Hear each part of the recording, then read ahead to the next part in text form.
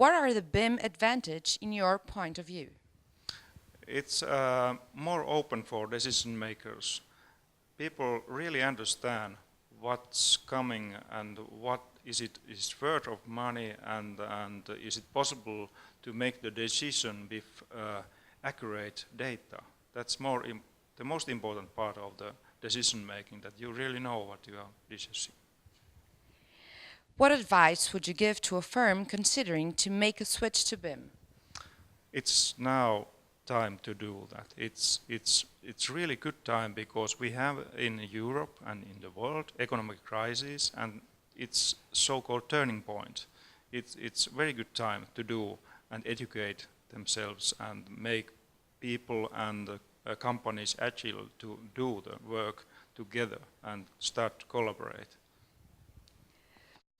What do you feel is more challenging when making the switch to BIM? Attitudes. How to make your mind to do things better and to work together and understand each other, to help each other understand what you are meaning.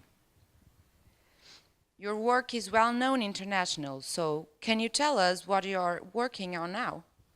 I have 2 years leave from Senate Properties and back to basics and practicing architect, making a refurbishment project in Helsinki, the biggest shopping center in Nordic countries. And we are using BIM there, and it's interesting because I have required BIM from my consultants as a project leader, and now it's a tough thing to do it myself, to do the real work. In your opinion, what should be the role of the schools in the definition of a BIM national strategy? It's important in schools and in universities to make people understand that you have to collaborate and make a network to yourself. It's important that you know who knows, who's the guy who can help you when you have new things, and understand what those software developers do and demand them and require them to do better software, ergonomic softwares. How do you see the future of BIM in your country?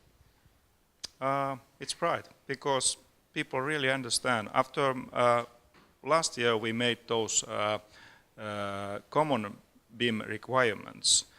Nowadays private companies as well can require, and they know what they require.